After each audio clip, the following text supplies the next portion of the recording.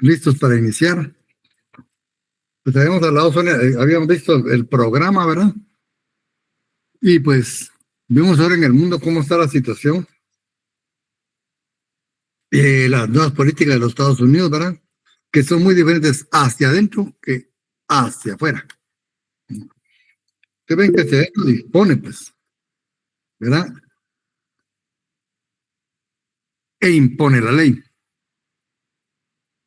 Pero hacia el exterior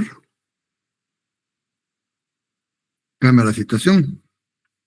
Ven pues que ahora anda hablando del canal de Panamá, el Golfo de México, canal de Suez, creo, y aranceles, pero está teniendo una respuesta por parte de los países. Hemos visto aquí algunos de Latinoamérica, con México, Colombia, no creo otro país, le han respondido y no le va a ir muy fácil a ustedes. Ahorita no estamos viviendo los tiempos cuando invadió Guatemala, ¿va? Que solo ordenó y dio un plumazo, quitaron al gobierno de Arbenz. Incluso en Chile, ¿verdad? No les gustó y lo quitaron. Malo o bueno, eso no, ese es otro tema de discusión, ¿verdad? Pero era un proyecto del país interrumpido por ellos. Hoy pues quiere recuperar hegemonía, que Estados Unidos ha perdido mucha hegemonía, ¿verdad? Que el país más endeudado del mundo es los Estados Unidos de América. Tiene una deuda enorme. Pero fíjense ustedes, si hablamos de poder militar, China tiene una base militar en el exterior. Rusia creo que tiene 2 bases militares. Estados Unidos tiene 700 bases militares en el exterior. La diferencia es abismal, ¿verdad? Ya cuando hablamos de eso, ya decimos, bueno, a la hora de una guerra, ¿cómo será la situación, verdad? Es demasiada la diferencia. Solo aquí en Centroamérica tiene una, ven ustedes. 2 bases. Una en Panamá y otra en Honduras. Palmerola y el Comando Sur. Son cuarteles, pues.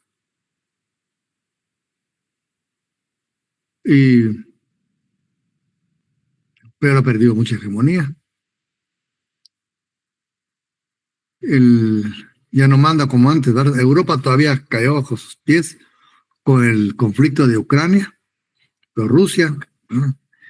Y lo que es el BRICS. Ustedes conocen que es el BRICS, busquen un movimiento nuevo. Yo siento que va a ser contrapeso. Incluso quiere abandonar el patrón dólar como moneda de referencia mundial.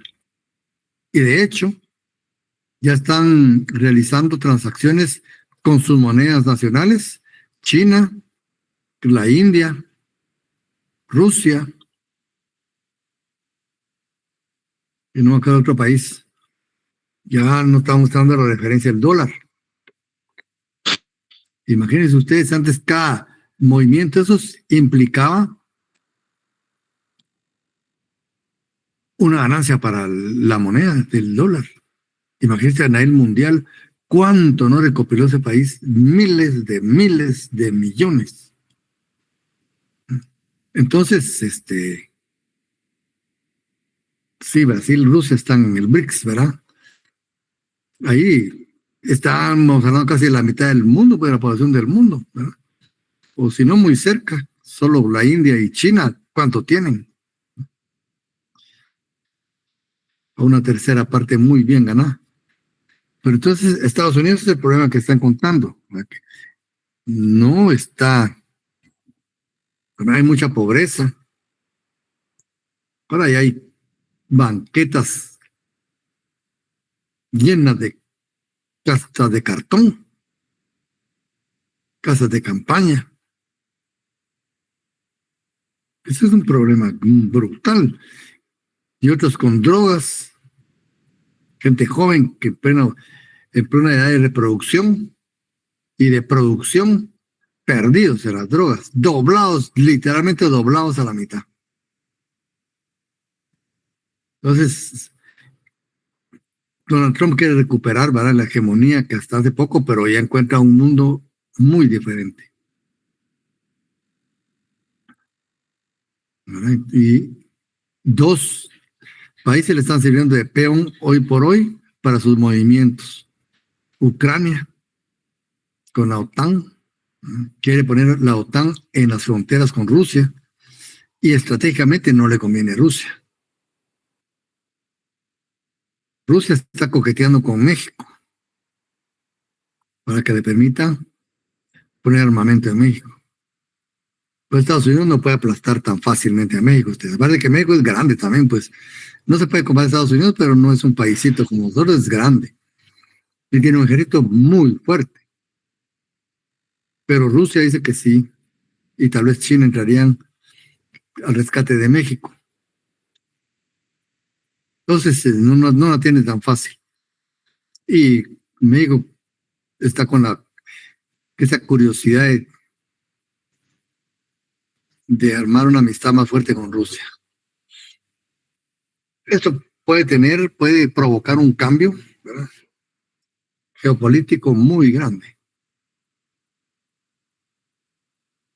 ¿A qué vamos? Este es derecho internacional, relaciones entre los estados. Aunque vemos que no solo entre los estados, pero en lo que respecta a esta situación, que ahí es donde el derecho internacional tiene que prevalecer. Porque hay guerras en el mundo. Claro, hay intereses y hay problemas que lo provocan. Pero una parte muy importante que dan guerras es porque falla el campo diplomático. A nivel de armamento ya se puede destruir la tierra por muchas veces. Ya no hay más que... Es como aquel que condenan a cadena perpetua. Comete otro delito dentro de la cárcel, ¿qué más le pueden hacer? Igual estamos con nosotros con el arsenal, ya se puede destruir el planeta, pues. ¿Con qué más pueden asustar al otro? Entonces aquí el campo que hay que explorar es el diplomático. Afinar la diplomacia mundial para que las guerras se lleven a cabo en los foros internacionales. Pero ustedes saben que hay intereses detrás de la venta de armas, ¿verdad? Eso lo saben ustedes, no es una noticia nueva. Hay intereses, pues, en ese movimiento de armas, municiones, tecnología de guerra. Todo eso, ¿verdad? Son millonadas. Y alguien se hace rico tras eso, ¿verdad? Alguien o algunos. Entonces, ven, el derecho internacional es muy importante. Si el derecho internacional funcionara como debe funcionar, esas guerras se evitarían. Pero tiene que coexistir con otras situaciones. Entonces, el derecho internacional público básicamente no únicamente, básicamente, primordialmente, es las relaciones entre estados. Es un ordenamiento jurídico, hay principios, reglas que dictaminan ese comportamiento. Porque ven ustedes, un tema muy importante en el derecho internacional es la soberanía. Todo el derecho internacional gira alrededor de la soberanía. Pero la soberanía se manifiesta en dos rumbos diferentes. La soberanía hacia adentro del Estado. Ahí pues se manifiesta el jus imperium. El Estado legisla, el Estado planifica sin un poder superior. No hay quien diga, no, yo no quiero, ni puedo, ni lo voy a hacer, no se puede. ¿verdad? Ese se llama el jus imperium, ¿verdad? Gobernar por sobre la voluntad. ¿Qué quiere pagar impuestos ustedes? Pues nos ponen a pagar impuestos, ¿no? Y hay que hacer. Ojalá se inviertan bien. Pero ¿y hacia afuera? ¿Puede existir ese jus imperium hacia afuera? No, topa con otras soberanías. Entonces, hacia afuera es una relación de coordinación, no de subordinación, de coordinación. Porque la soberanía nuestra es en papel, ¿verdad? Es tan importante y tan grande como la soberanía de Estados Unidos. La soberanía de El Salvador es tan importante como la del Reino Unido. Y vale lo mismo. Entonces, no puede haber una soberanía hegemónica sobre las demás, ya no sería soberanía. Y acuérdense que la soberanía es un elemento esencial del Estado. Ningún Estado puede perder soberanía so pena de desaparecer. Entonces, la soberanía, ¿también existe soberanía hacia afuera? Sí existe. Pero no es el jus imperium. ¿Ah? No, aquí es coordinación hacia fines comunes, hacia proyectos comunes. Entonces, ¿qué podemos decir de una definición del derecho internacional público? Es el conjunto de normas y principios que rigen las relaciones entre estados, entre los estados entre sí, básicamente. B, entre los estados y aquellos entes internacionales que, sin ser estados en el sentido pleno de la palabra, reciben tratamiento de estados. Fíjense que en el ámbito internacional hay determinados entes que tienen existencia real y tienen presencia y tal fuerza que se les trata como estados. Y el ejemplo clásico es el Vaticano, ¿a ustedes? Al Papa se le recibe como jefe de Estado. Y el Vaticano tiene derecho de legación, es decir, puede nombrar embajadores. A ellos se les llama nuncios, nuncios apostólicos. O sea, el Vaticano tiene cuerpo diplomático acreditado en el exterior, pero también recibe diplomáticos de otros estados y presentan sus credenciales.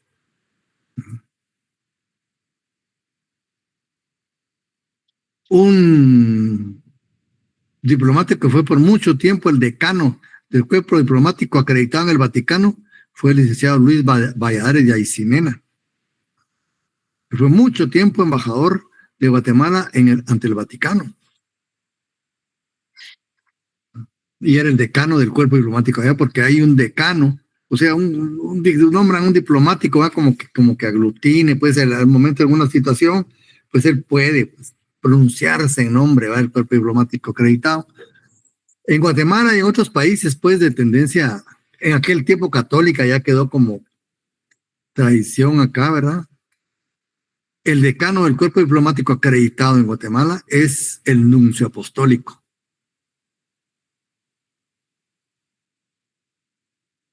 Y entonces, ven, aunque no sea Estado, se le trata como un Estado. Pero también de los Estados y aquellas entidades que, sin ser Estados, poseen personalidad jurídica internacional. Los organismos internacionales, ¿verdad? ¿Cómo se atiende por ejemplo, al secretario de la ONU? Con todo el ritual diplomático de más alto nivel. Al secretario general de la OEA. ¿Por qué? Porque representan entes muy importantes a nivel internacional. Tienen vida internacional, pueden celebrar tratados, tienen capacidad jurídica, tienen personería jurídica. Imagínense. Entonces también ellos son sujetos de derecho internacional.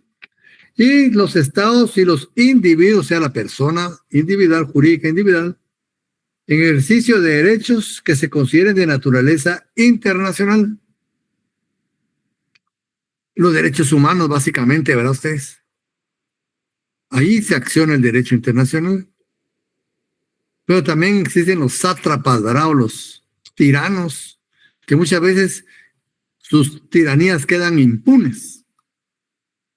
Y para eso existe un tribunal internacional de carácter penal, la Corte Penal Internacional, a través del Tratado de Roma,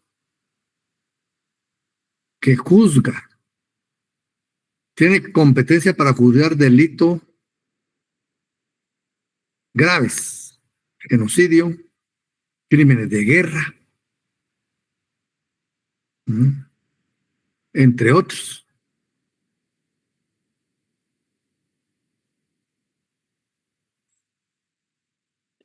Ahí las personas individuales son sujetos de derecho internacional. Aquí en Guatemala se presentó una denuncia contra el general Efraín Ríos Montt, pero por parte de la Fundación Rigoberta Menchú, y se le dio trámite a la demanda y se giró orden de captura internacional. Ahí el individuo está también accionando al derecho internacional. Pero no solo de esa forma, ya vimos, ¿verdad? También como grupos, ¿verdad? Los grupos beligerantes, los grupos insurgentes,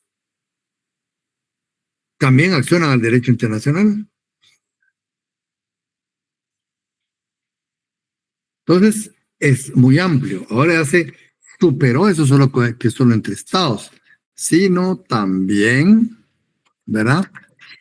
Entre aquellos entes que sin ser estados reciben el tratamiento de estados y los organismos internacionales y la persona humana.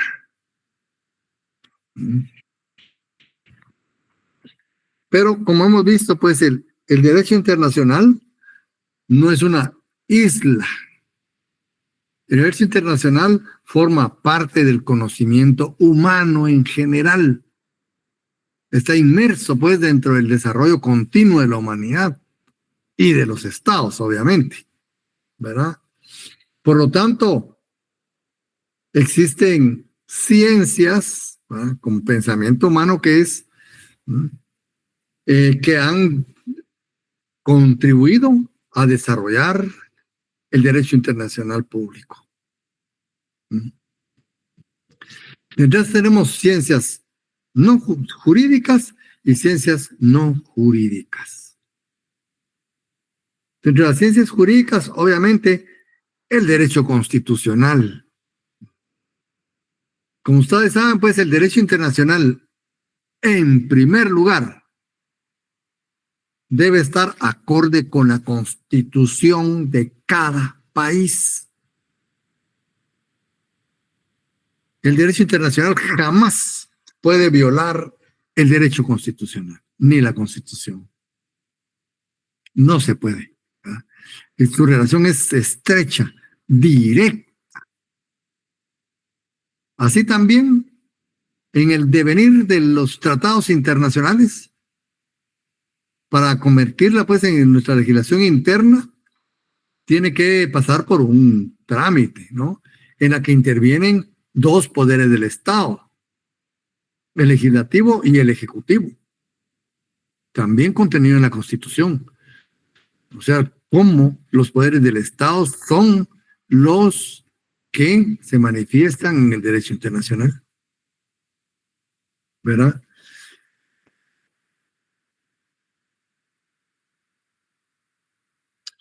También determina qué funcionarios van a representar a Guatemala. O sea que cualquiera puede ir. Una secretaria, usted trabaja en el Estado, vaya a representar a Guatemala. Usted es como abogado, vaya a representar a Guatemala. ¿Se puede así? No se puede. La Constitución nos dice qué funcionarios pueden representarnos. o pueden delegar esa función. ¿Qué funcionarios? ¿Verdad? Derecho constitucional. Los parámetros, ¿verdad? O patrones formales para que ellos puedan llegar a ese punto, o los patrones formales para que los tratados internacionales, pues, ya entren aquí en Guatemala. Todo está en la Constitución. Y sobre todo, ¿verdad? También la forma de relacionarnos. En la Constitución consta cómo debe relacionarse Guatemala con otros estados. Y nos señala 3 vertientes básicas. A nivel general,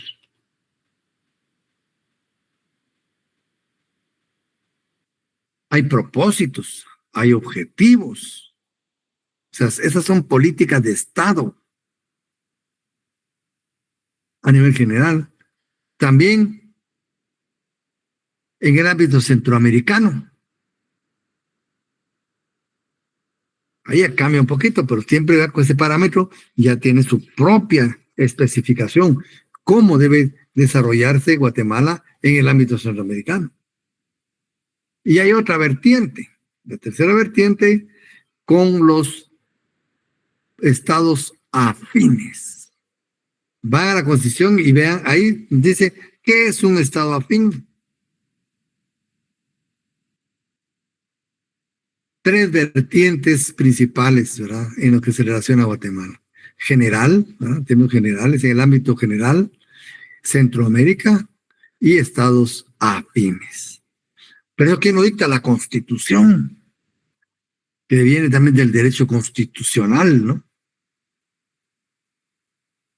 Entonces, hay una relación muy estrecha y la Constitución también ha ayudado al desarrollo del derecho internacional. Tenemos el derecho administrativo. Como ustedes ven, para que ese funcionario llegue a ser ese funcionario, necesita un procedimiento, un proceso, hasta que llegue a su toma de posesión del cargo. Toma de posesión del cargo. Esos parámetros también están en la Constitución, ¿verdad? Pueden ser por elección y el electo puede nombrar, ¿verdad? También cómo debe comportarse en el ámbito internacional esos funcionarios, hasta dónde pueden negociar, cómo se presentan en los foros, cómo logran participar, ¿no?, en una reunión. Ahí hay procedimientos, hay procesos administrativos. Con el derecho financiero, también los entes internacionales necesitan financiamiento. Podríamos hablar de los organismos internacionales, necesitan financiamiento. Y ese financiamiento hay que ejecutarlo, ¿verdad? Y esa ejecución también lleva sus límites, sus reglas, sus parámetros. Pero también hay proyectos internacionales que requieren financiamiento. Y esos financiamientos también hay que gastarlo conforme a una reglamentación. Tanto los organismos internacionales como los estados, o conjunto de estados, ¿verdad?, que van a cabo determinadas situaciones. Con el derecho mercantil, aquí hablamos un poco de derecho internacional privado. Pero no olvidemos que las grandes transnacionales muchas veces influyen en la vida de los países, negativa o positivamente.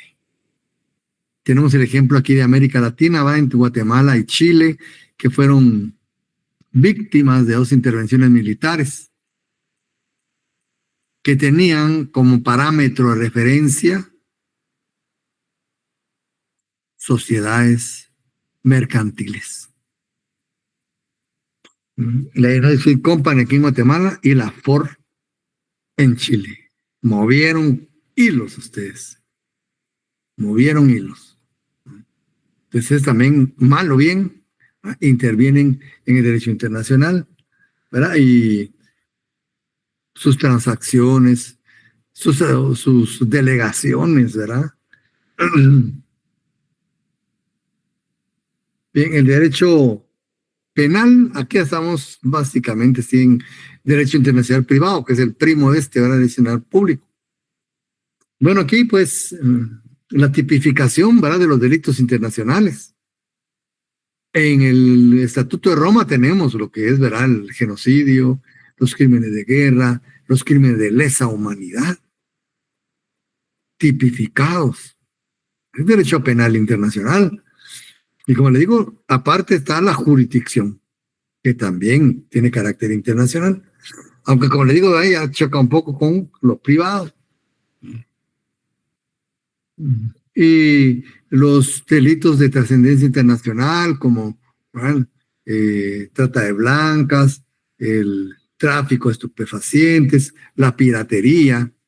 Ahí en Somalia, en Somalia, en estos mares de África, hay piratería. Andan por esos mares y asaltan, bueno, barcos enormes. Son ladrones, bien armados. ¿Mm? Ese es un delito de carácter internacional, aunque vemos que derecho internacional privado. Con el derecho civil, ¿verdad?, algunas situaciones jurídicas de personas jurídicas e individuales frente a que ser jurídico internacional, ¿verdad? Un poco. Entonces, hay situaciones muy especiales, ¿verdad? Pero aquí el doctor le faltó también el derecho diplomático. Derecho diplomático. Tienen, Yanira, por favor. El derecho diplomático, muy importante ustedes. El derecho diplomático sirve para celebrar tratados internacionales en los foros internacionales, para celebrar acuerdos, para ponerle fin a una guerra, para sentar a las partes en un conflicto. Ahí participa el derecho diplomático. Como yo les decía, es tan importante que el derecho internacional debe dirigirse hacia ahí, el fin de las guerras de carácter militar y el principio de las guerras en los foros internacionales. Pero faltará mucho ver a ustedes para que se llegue a eso, que ya no hayan guerras, sino confrontaciones diplomáticas, nada más, y resolver los conflictos en los foros internacionales. Pero bueno, ¿verdad? Podría darse. Entonces el derecho diplomático también es muy importante. A través del derecho diplomático se desarrolla el derecho internacional público. La diplomacia es muy importante. Bien, pero también existen disciplinas no jurídicas. Aquí participan muchas disciplinas no jurídicas, ¿verdad? Hay bastantes, vamos a mencionar solo unas, las que tiene aquí el doctor. La historia. ¿Creen ustedes que es importante la historia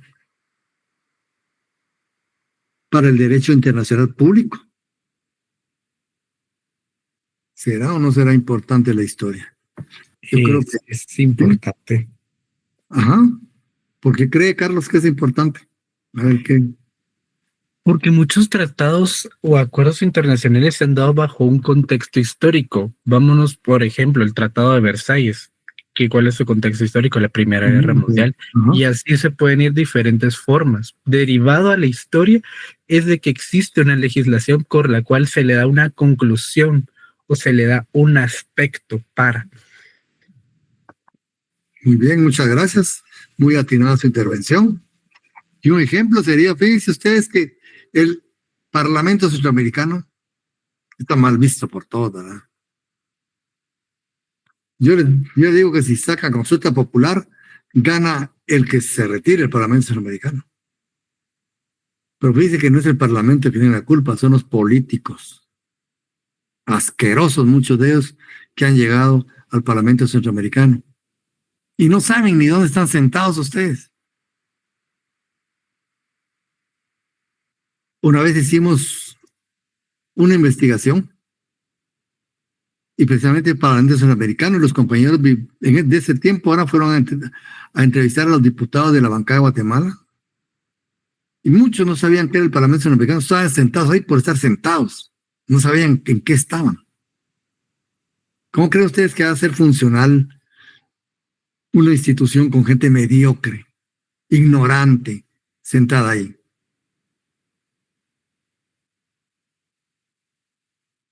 Y aparte de ello, el Parlamento tiene pues las manos atadas.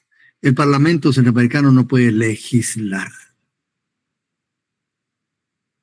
Entonces, si tiene el mandato del pueblo. Solo 2 proyectos en el mundo existen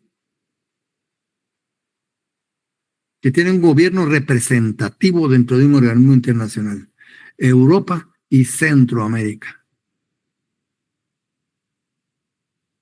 Pero el Parlamento europeo es muy diferente, pues. Ahora, ¿a qué viene eso? Lo que es importante investigar, en qué contexto histórico nació el Parlamento Centroamericano. Centroamérica ardía en llamas. Nosotros estábamos estudiando bajo las balas, literalmente.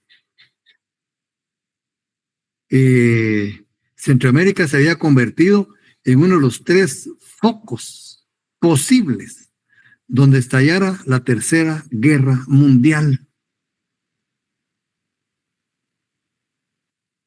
Estaban aquí los proyectos esos de tierra arrasada contra los pueblos indígenas.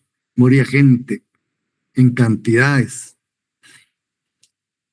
Entonces se quería, pues, entonces eso dio lugar a que se impulsara la reforma de la integración centroamericana, que había entrado en un letargo. Y se recupera. Y los principales promovedores, mírense, los principales promovedores de la nueva organización de la integración centroamericana fue Guatemala, a través del presidente Vinicio Cerezo y más sobresalientemente por el vicepresidente Carpio Nicol, Roberto Carpio Nicol. Y proponen la creación de un parlamento, ¿no?, dentro de eso, pero con el mandato popular, que fueran representantes del pueblo centroamericano, ¿verdad?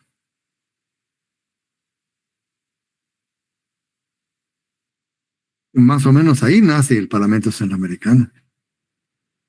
Una respuesta centroamericana al casi su desaparición.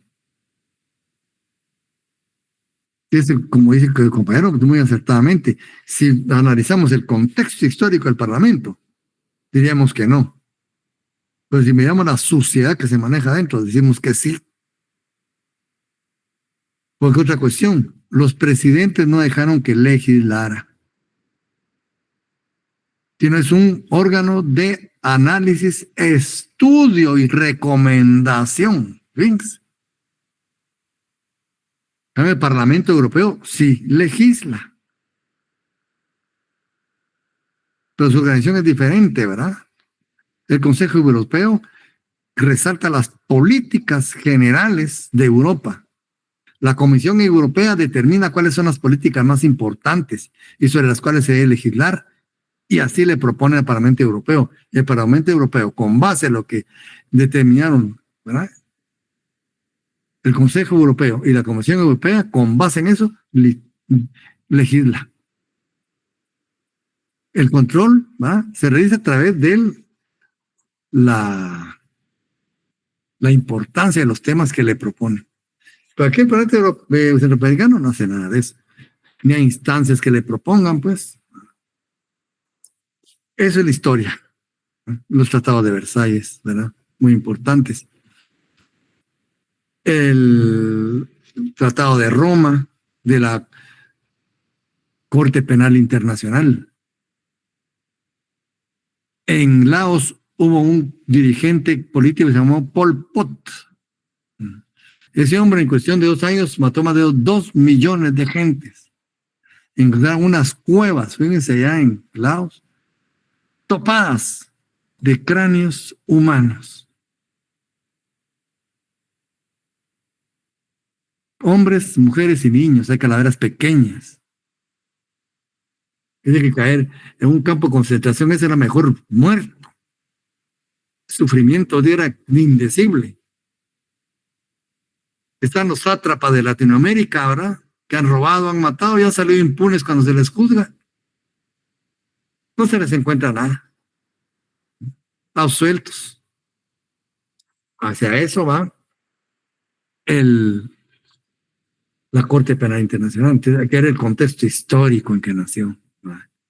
Nosotros como estudiantes de Derecho estamos obligados, no solo a calificar qué es, sino cómo nació, por qué nació, ¿verdad? Entonces, para juzgar a esa gente que queda impune en el mundo, ¿verdad? Que ha matado, que ha masacrado comunidades enteras, y que impune, los jueces del país dicen, no, usted no cometió nada, ¿verdad? Le dice en su casa. Ahí, entonces la Corte también tiene su razón de ser. Así podemos ir viendo muchas situaciones, ¿verdad? Y la historia nos va proponiendo eso, ¿verdad? Entonces dice la historia que nos muestra el desarrollo de las diferentes instituciones de derecho, cómo han ido evolucionando. El contexto natural en que aparecieron, ¿verdad? No solo cómo han ido evolucionando, sino dónde nacieron y qué las ha hecho transformarse, ¿verdad? Y la formación propia de los estados, cómo han nacido los estados.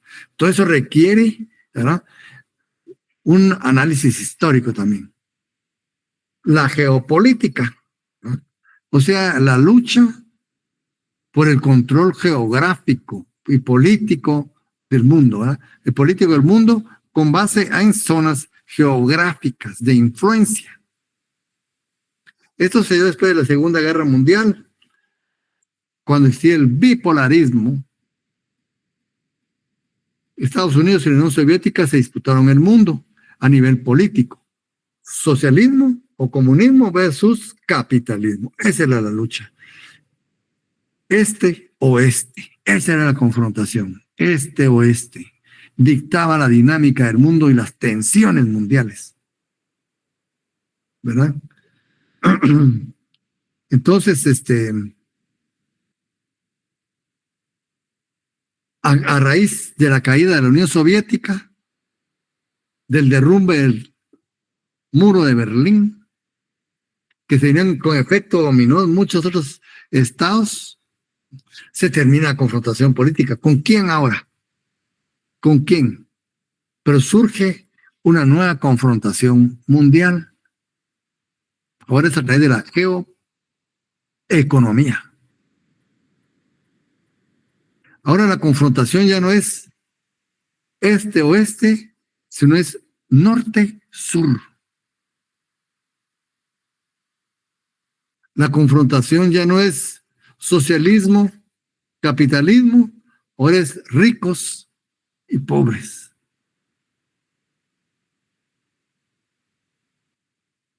Desde la geopolítica pasamos a la geoeconomía. Y ustedes ven, hoy por hoy hay polos de poder económico mundial. Y hay países hegemónicos en materia económica. Ya es el socialismo y comunismo. Ese era pan nuestro. Cuando yo estudiaba, ahora los muchachos creo que me han tocado un libro. Nosotros estudiamos el materialismo dialéctico. Nos examinaban sobre el materialismo dialéctico. La lucha de clases.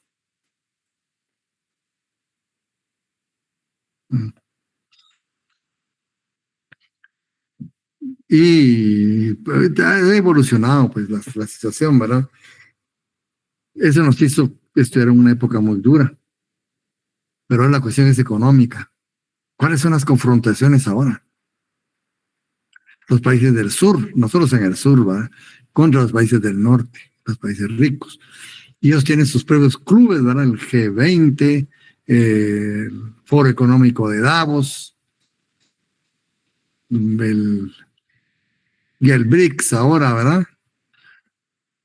Que está cambiando un poco, está desviando un poco el polo de concentración económica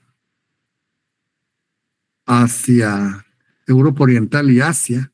Bueno, también está Brasil ahí, que están discutiendo, fíjense, en la economía, en la geoeconomía, están discutiendo el patrón dólar como moneda mundial, economía. ¿No? Ya no es comunismo, socialismo, no, moneda. Entonces el BRIC ha instaurado que las relaciones y transacciones comerciales entre ellos va a hacerse con base a sus monedas nacionales. Antes era el dólar. ¿Y qué tiene importante que sea el dólar, jóvenes? La importancia es que cada movimiento que hacían ellos, un porcentaje, enriquecía al dólar. Imagínense transacciones mundiales. Si yo les contaba, ahora cuando compré unos euros, tuve que comprar antes dólar. Si no, aquí no, ustedes no pueden comprar euros directamente aquí en Guatemala. Tienen que comprar dólares y con el dólar compran los euros. ¿Y a cuenta de qué? Pero ustedes hacen la cuenta y pierden un porcentaje por comprar dólares. Pierden un porcentaje. ¿A quién va? A la moneda, ¿verdad? Y eso es lo que está evitando ahorita el BRICS, ¿verdad? Entonces hay polos de poder económico. Estos controlan, pues, incluso que se produce. ¿Cuánto se produce? Las cuotas que le llaman cuotas de exportación.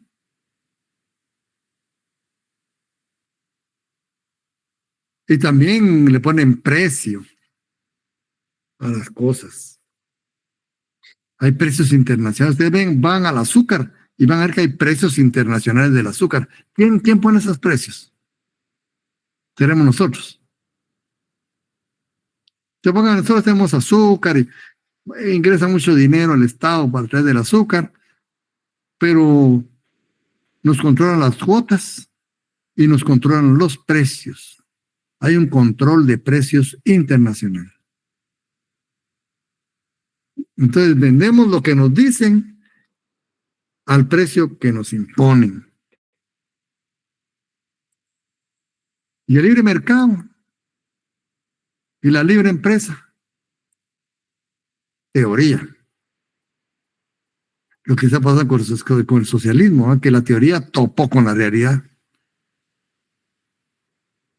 Y el libre mercado topa también.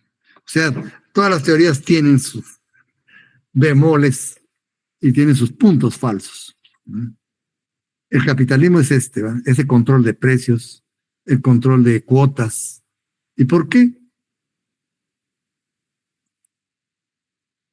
Pues eso nos lo dicta también estas situaciones. La ciencia política, que dice, nos muestra los fundamentos del actuar de los estados, ¿no? En el contexto internacional y la transformación y aparición de diferentes sujetos de derecho internacional, ¿verdad? Como aparecen los organismos internacionales, algunas ligas internacionales, pero también aquí lo que faltó hay los polos de poder político.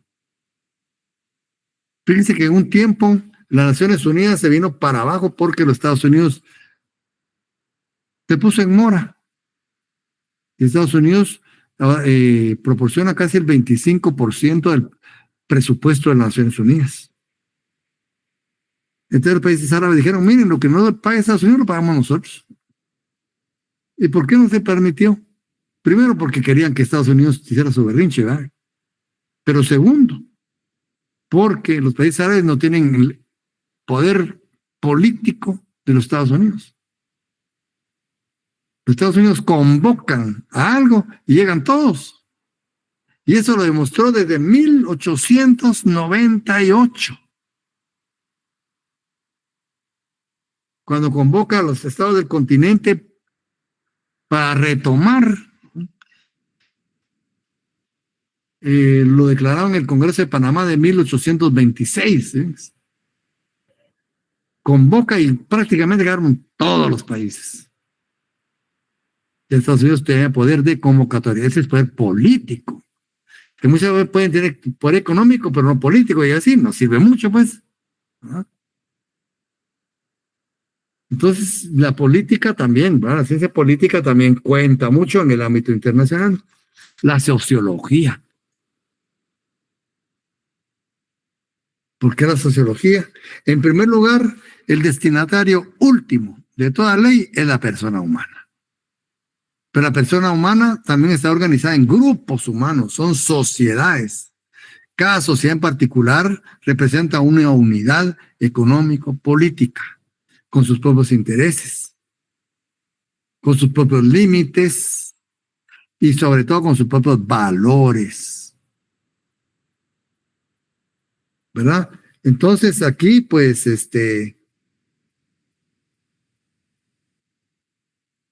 aquí también la persona humana va a contar como grupo, ¿verdad? Como grupo social. Y acuérdense ustedes que de las sociedades surgen los valores. ¿Y de los valores qué surge? ¿Qué surge?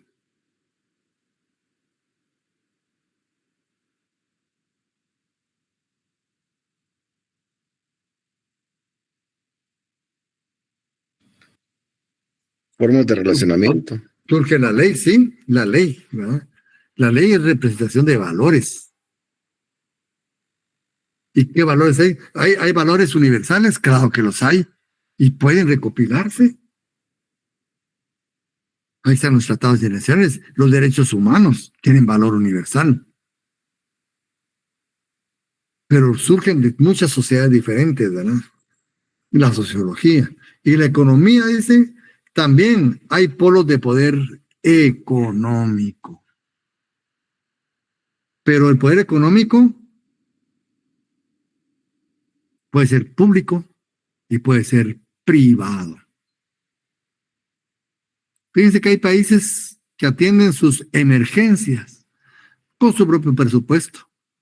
Ustedes han visto Estados Unidos, hay un huracán enorme, ustedes, y ahí van, ¿verdad? El ejército, instituciones, dinero, proyectos, todo, ¿verdad? Del propio presupuesto sale y enfrentan una vicisitud. Es como cuando nos enfermamos, ¿verdad ustedes? A veces para comprar la medicina hay que ir a prestar.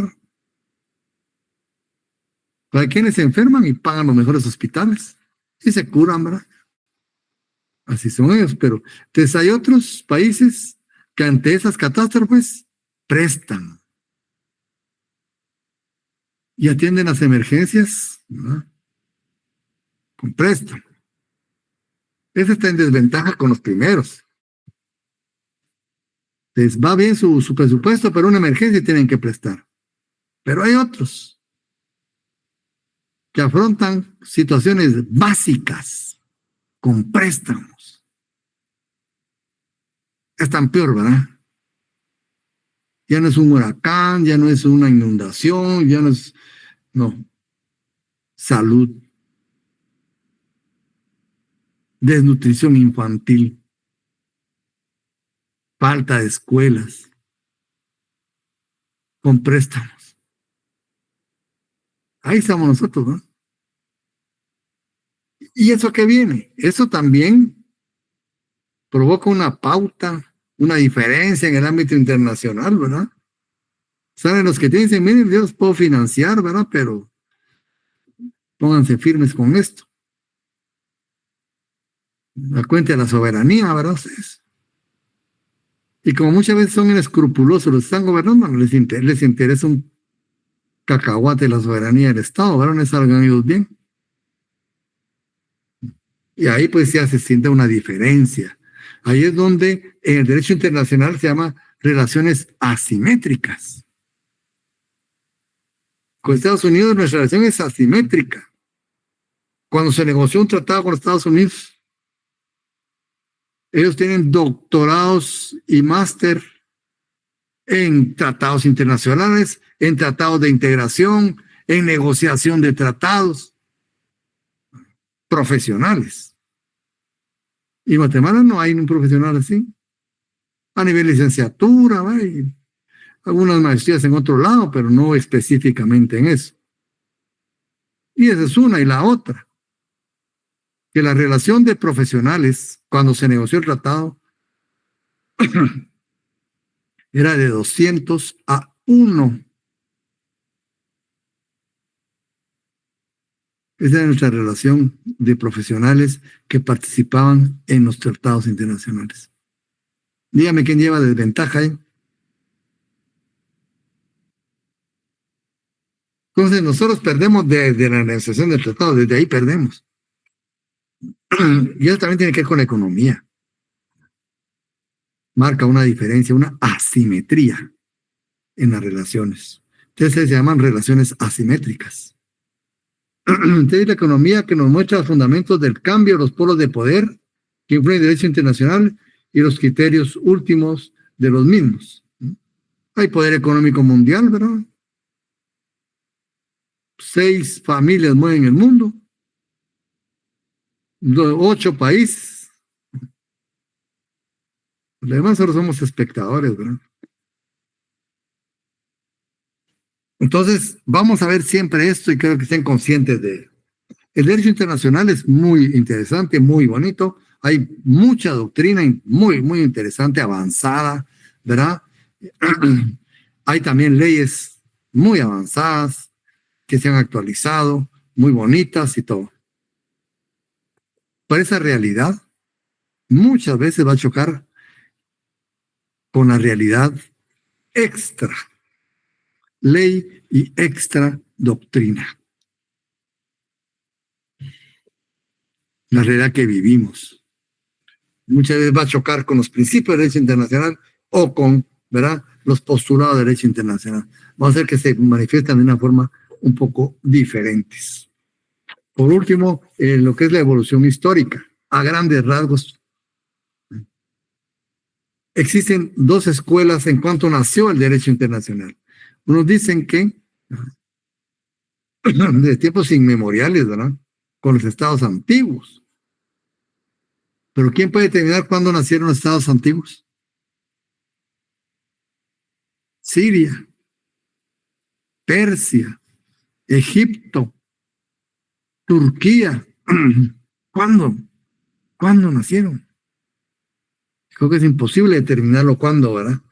Entonces es un poco incierta esta situación. Y la otra que es como la que se decanta el doctor Larios, y me parece también un poco más adecuada por facilidad, ¿verdad? Dice que nace cuando se empiezan a formar los estados modernos europeos en el siglo XVI, en 1500. Pongámosle después del descubrimiento de América, de los viajes de Colón. Aunque ya existía, ¿va?, pero de una forma un poco diferente. Cuando ahí empiezan pues esas situaciones que conocemos hoy, ahí empiezan a nacer ante esa realidad. Entonces, en la edad antigua, como les digo, habían 2 clases, existieron 2 clases de sociedades, de estados. Aquellos que tenían vocación universalista y otros que tenían una vocación aislacionista. La vocación universalista regularmente iba aparejada de un carácter conquistador. Muchos estados conquistaban, ¿verdad?, salían a conquistar, no a relacionarse, a conquistar. La conquista pues su chuga. Roma básicamente, ¿verdad?, imponía sus leyes, sus costumbres, sus funcionarios, sus intereses, su idioma. Ahí no podía hablarse de derecho internacional, ¿verdad? No podía hablarse de derecho internacional. Y a los aislacionistas no les interesaba el derecho internacional. No les interesaba entablar contactos, ni comercios, ni nada. Su desarrollo era hacia dentro. de sus murallas hacia adentro. Hablemos de China, Japón, ¿verdad? Esos países del lejano oriente, ¿verdad? Casi estos países son y todavía siguen siendo así muy reservados, ¿verdad? Cambió bastante pues con el cristianismo, ya en la época feudal, ¿verdad? Acuérdense ustedes que el cristianismo tiene postulados muy interesantes que tienen que ver con el trato igual, con el respeto a una autoridad común, con el respeto a la persona, el amor hacia el prójimo, etcétera. Que localizado, enfocado en el derecho internacional, es un avance grandísimo, ¿verdad? Pero viene la formación de los estados. Ya vimos pues que ya cuando nacen los estados modernos va a la caída del Imperio Romano, ¿no? Se desintegra el Imperio Romano, entonces ya no hay un factor común que subyugue y obviamente, ¿verdad? Naturalmente empiezan a surgir unidades económico-políticas, entonces sociedades, ¿verdad? Individuales. Entiéndase monarquías, ¿no? Reinados, principados, ducados, ¿verdad?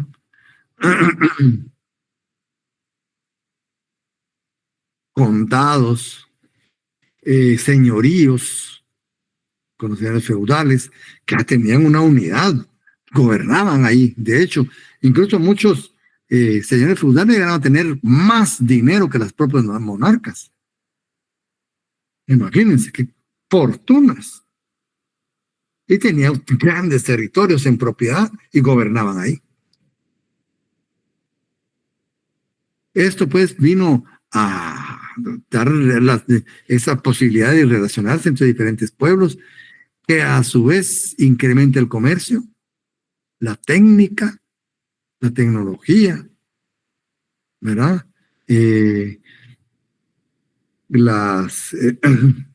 Desplazamiento de personas, división del trabajo o universalización del trabajo de los trabajadores, ¿verdad? De los que elaboran alguna actividad. No, pero no había unidad de pesos y medidas. ¿Cómo sabía yo cuánto valía un quetzal frente a un dólar si no había unidad de medida? ¿Cuánto podía valer mi dólar? Que era, ¿verdad?, un codo en relación a una yarda, una pulgada. Entonces eso trajo muchos problemas. ¿Cómo llegamos a un acuerdo? Y se armó pues un problema muy grande por la propia dinámica. Había que regular todo eso, ¿verdad? Y ahí es donde nace el derecho internacional. Por lo tanto, podemos afirmar que el derecho internacional es utilitario, es necesario. Por eso les hablaba yo de las guerras, ¿verdad? Que al principio, que si no han llegado a mucho, es por el derecho internacional, ¿no? Y el derecho internacional pues nos ha ayudado a toda esa situación. Muy bien, compañeros, vamos a quedarnos por acá para continuar en la otra clase y terminar este tema. Y les agradezco mucho su atención. Así que, si Dios lo permite, hasta la próxima clase. Con su permiso, compañeros. Buenas noches, licenciado. Buenas noches, licenciado.